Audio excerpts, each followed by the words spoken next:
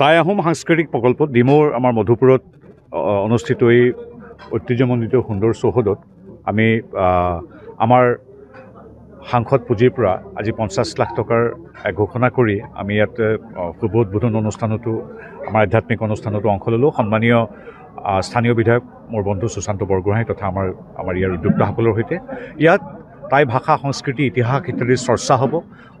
টাই আহোমৰ লগতে সমগ্ৰ অসমৰ বিভিন্ন জনগোষ্ঠীয় চিন্তা চৰ্চা ইয়াত কৰা হ'ব। গতিকে আহোম সমন্বিত অন্যান্য জনগোষ্ঠীৰ সামগ্ৰিকভাৱে অসমীয়া জাতিৰ বাবে উৎসৰ্গিত এই মহান যি অনুষ্ঠানটোত মই অনুদান আগবঢ়াবলৈ পাই খুব সুখী অনুভৱ কৰিছোঁ।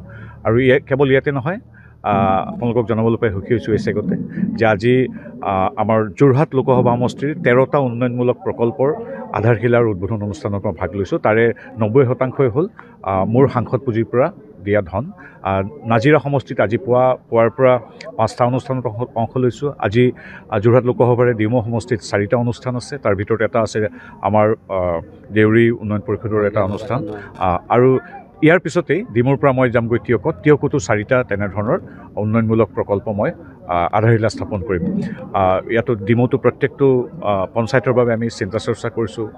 যিদৰে আমি টিয়ক বা নাজিৰা প্ৰত্যেকটো পঞ্চায়ততে যাতে গাঁওবাসীৰ ওচৰত থিয় হ'ব পাৰোঁ সেইবাবে আমি আগবাঢ়িছোঁ। যোৰহাট লোকসভাৰ আপোনালোকে জানে সাংসদগৰাকী বিৰোধী দলৰ, গতিকে তেওঁ স্বাভাৱিকভাৱে কেৱল বিৰোধীৰ আসনত বহি হিমন্ত বিশ্ব শৰ্মাদেৱক সমালোচনা কৰা, বিজেপিক সমালোচনা কৰা, মোদীদেৱক সমালোচনা কৰা, সংসদৰ বাহিৰে ভিতৰে সকলোতে কেৱল সমালোচনা কৰাতে তেওঁ ব্যস্ত থাকিবলগীয়া হৈছে। যোৱা বছৰ আমি দেখিছোঁ, এতিয়ালৈকে মই গম পাইছোঁ যে ইয়ালৈ অহাই নাই।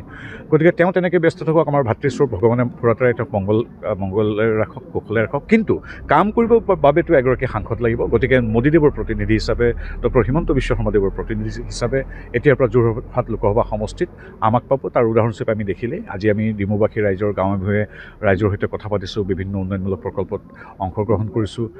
ইয়াৰ পিছত আকৌ যোৰহাট লোকসভা সমষ্টিৰ আন এটা বিধানসভালৈ যাম। গতিকে এতিয়াৰ পৰা কাম কৰা এগৰাকী সাংসদ হিচাপে, হিমন্ত বিশ্ব শৰ্মা বা মোদীজীৰ প্ৰতিনিধি হিচাপে, এগৰাকী MP হিচাপে যোৰহাটবাসীয়ে আমাক পাব। মোৰ ভাতৃ আমাক গালি পাৰি সময় দি আছে, সেইটো তেওঁলোকৰ শুভেচ্ছা থাকিল। বাকী কাম কৰিবলৈতো কোনোবা এজন লাগিব।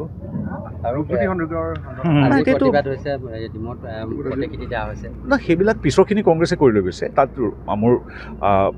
আমাৰ অসমৰ এগৰাকী যুৱ প্ৰজন্মৰ নেতা, যি 5 বাৰৰ বিধায়ক, তেখেতে তাত যিটো বিধানসভাৰ যিটো ব্যৱহাৰ আমি ছ'চিয়েল মিডিয়াত দেখিছোঁ, চৰ্চিত হৈছে। আমাৰ সন্মানীয় মুখ্যমন্ত্ৰী মহোদয় আৰু সভাপতি মহোদয়ক বক্তব্য আগবঢ়াইছে। তাৰপিছত মোৰ নিজস্ব নতুন সংযোজন নাই।